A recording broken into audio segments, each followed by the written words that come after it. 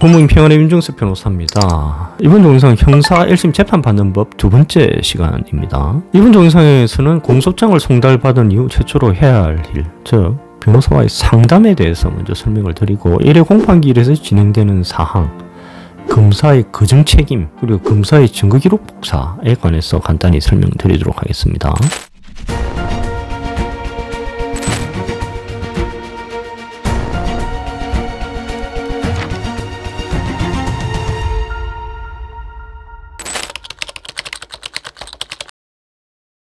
여러분, 법원에서 공소장이 송달이 됐어요.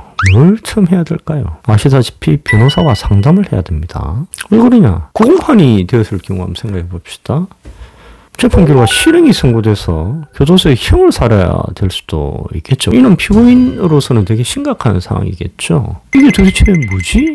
공소장이 의미하는 바가 뭐지? 여기에 대해서 방어할 수 있겠어? 어떻게 방어해야 되겠지? 여기에 대해서 전문가와 상담을 해야 되지 않습니까? 법률에 있어 전문가는 변호사지 않습니까? 변호사와 상담을 필히 하셔야 됩니다. 근데 의뢰인분들 중에서는 재판 도중에 저를 찾아오는 경우도 많고요. 또는 1심 선고 시에 법정 구속된 이후에 가족분들이 저를 찾아오는 경우도 꽤 있습니다. 자, 이런 경우는 재판이 끝난 것이 아니기 때문에 완전히 전망한 필요는 없다 하더라도 이미 방향이 설정되어 있지 않습니까? 변호사 없이 방향이 설정되어 있는 상황에서 그 방향을 다시 바꾸기가 쉽지가 않다라는 겁니다. 그래서 제가 항상 드리는 말씀은 변호사와의 상담은 빠를수록 좋다라고 말씀을 드리고 있는 겁니다.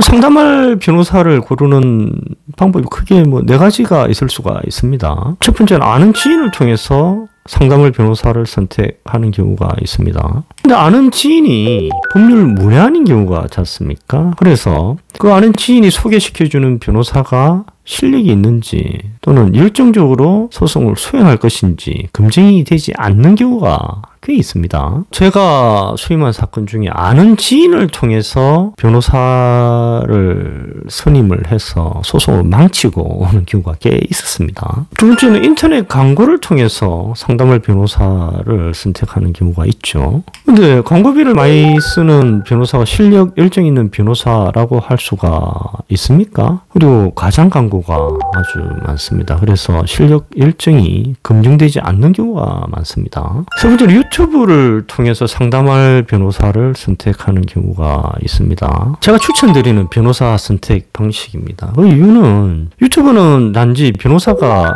형식적으로 광고만 하는 게 아니잖아요. 소송의 진행 절차 내지는 내용에 관해서 변호사가 설명을 하는 거지 않습니까? 이것을 잘 들어보면 이 변호사가 실력이 있는지 아니면 열정적으로 소송을 수행할 것인지 감이 잡히는 경우가 많습니다. 그래서 여러 유튜브를 보시고 실력 열정이 있는 변호사다 이렇게 생각이 되면 그 변호사에게 전화를 하든지 이메일을 보내면 되겠습니다. 네 번째, 브로커를 이용하는 방법입니다. 저는 이 방법을 절대로 추천하지 않습니다. 왜 그러냐? 브로커는 착수금의 30%를 가져가 버리거든요. 그리고 이후에 그 나머지 돈에서 세금을 내야 되게 되면 변호사가 실제로 자기가 수임료로 가져갈 수 있는 돈이 많지가 않습니다. 그러면 상대적으로 열정적으로 소송을 수행하기가 힘이 들게 되겠죠. 그리고 제 경험상 브로커를 사용하는 변호사는 대부분 실력 또는 열정이 없는 변호사라는 겁니다. 그래서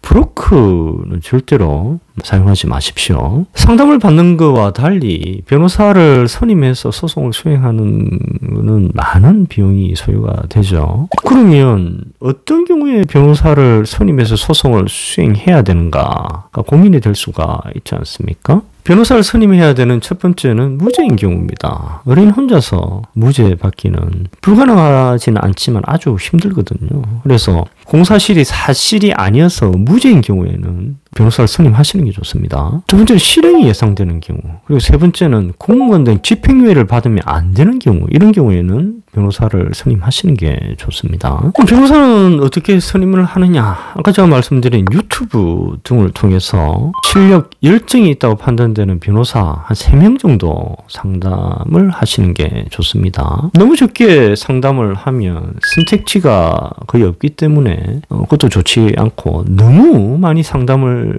해버리면 장고 끝에 악수를 두는 경우가 많거든요. 그래서 제 생각에는 한 3명 정도 상담을 하고 그 중에서 결정을 하는 것이 좋지 않겠나, 그렇게 생각을 합니다. 그럼 어떤 변호사를 선임을 해야 되느냐? 첫 번째는 경력이 10년 이상으로 직접 소송을 수행하는 변호사를 선임하는 게 좋습니다. 저 같은 경우 지금 법조 경력이 한 2, 3년 정도 되는데요. 아직도 제가 배우는 게 많거든요. 근데 소송의 결과, 특히 형사소송의 결과라는 것이 의뢰인에게 심각한 결과를 야기하기 때문에 제 생각으로는 최소한 경력이 10년 이상의 변호사를 선임하는 것이 좋고, 그 변호사가 직접 소송을 수행해야 됩니다. 변호사 선임할 때는 4가지 약속을 받아 놓는 것이 좋습니다. 첫 번째, 선임된 변호사가 직접적으로 연락을 받아야 됩니다. 그리고 두 번째, 변론 준비 시 항상 선임된 변호사가 참석을 해야 됩니다. 그리고 변론 증거 수집 방향을 논의하고 수사 기록하고 증거, 의견서 검토할 때도 선임된 변호사가 참석을 해야 된다, 이렇게 약속을 받아 놓는 것이 좋습니다. 그리고 자료 수집 또는 의견서 초안 작성을 선임된 변호사의 밑에 있는 변호사가 작성을 하더라도 최종적으로 의견서는 의뢰인과 선임된 변호사, 팀장 변호사가 논의해서 결정하는 것이 좋습니다. 변호사 선임 시 약속을 받아 놓아야 할 4번째는 선임된 변호사가 재판에 직접 참석해서 변론뿐만이 아니고 증인신문을 해달라, 이렇게 약속을 받아 놓으셔야 됩니다. 이렇게 경력이 10년 이상으로 직접 소송을 수행하는 변호사를 선임함과 더불어 열정적으로 소송을 수행할 수 있는 그런 변호사를 선임을 해야 됩니다. 한마디로 실력만 있고 게으른 변호사를 선임하지 마시라는 겁니다. 실력이 있고 열정적으로, 그리고 부지런히, 그리고 치밀하게 사건을 수행할 수 있는 그런 변호사를 선임하셔야 되는 겁니다. 그리고 사건을 선임할 때는 일반적으로 사건 위임계약서라는 것을 작성을 하게 되는데, 사건 위임계약서를 꼼꼼히 읽어보십시오. 모르는 게 있다 그러면 변호사한테 질문을 해서 기재사항이 잘못됐다 내지는 받아들일 수 없다 그러면 수정하도록 하게 해야 됩니다. 다음으로 피해야 하는 변호사 4가지 유형에 관해서 설명드리도록 하겠습니다. 첫 번째는 상담할 때 화가 나는 변호사는 피해야 됩니다. 가끔 변호사 중에 이렇게 말하는 변호사가 있습니다. 내가 맡은 이 사건 무죄 난다, 내가 맡은 이 사건 집행유예 난다, 이렇게 화근을 하는 변호사들이 있거든요. 자, 한번 생각해 보십시오. 같은 판사라도 판단이 다 틀릴 수가 있거든요. 응? 판사는 증거 기록을 다 보지 않습니까? 재판을 1년 이상 진행을 하지 않습니까? 그럼에도 불구하고 같은 판사들이라도 결론이 달라질 수가 있습니다. 그런데 어떻게 변호사가 증거 기록을 보지도 않고 이거 무죄합니다, 이거 집행유예 납니다, 어떻게 확언을 할 수가 있습니까? 이거는 변호사가 아니고 사기꾼이라고 볼 수가 있겠죠. 두 번째, 상담할 때 수임을 위해서 너무 노력하는 변호사는 선임하지 않는 것이 좋습니다. 상담할 때 수임을 위해서 말이 계속 바뀌는 겁니다. 이런 변호사는 선임하지 않는 것이 좋습니다. 왜냐하면 이런 변호사 선임하고 나면 착수금이 입금된 이후에 싹 바뀌는 경우가 많거든요.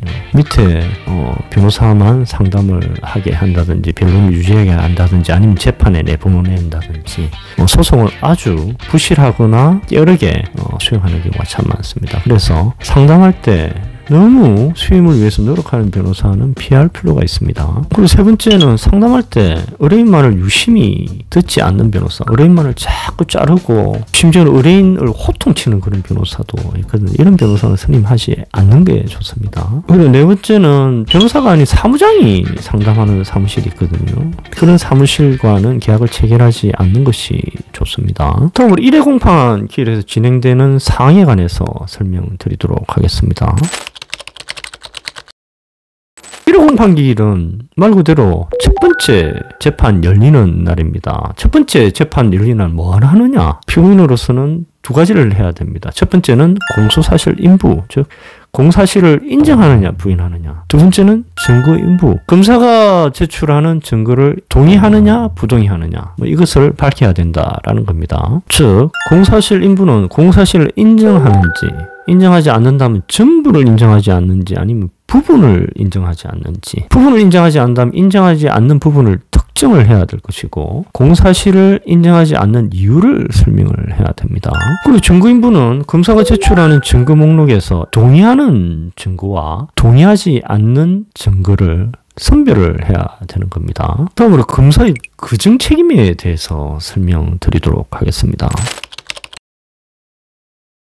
검사의 그증 책임을 한마디로 설명드리면, 검사가 공소장을 제출하면서 공소 사실을 주장하지 않습니까? 이 주장을 입증할 책임, 그것도 단순히 모호하게 입증하는 것이 아니고 합리적 의심의 여지 없이 판사가 확신을 가질 정도로 입증할 책임은 검사가 지게 되는 것이고, 이러한 그증 책임을 완수하지 못하면 무죄 판결이 난다라는 것이 검사의 그증 책임이라는 겁니다. 그래서 우리 대법원은 95도 3081 사건에서 검사가 증거 능력이 있는 증거로 합리적 의심의 여지가 없을 정도로 공사실이 진실이라는 것을 확신을 가지게 할 정도로 입증해야 된다, 이렇게 판시를 하면서 피고인에게 유죄의 의심이 간다 하더라도 피고인이 이익으로 판단할 수밖에 없다, 이렇게 판시를 하고 있습니다. 다음으로 검사 증거기록 복사에 관해서 설명드리도록 하겠습니다.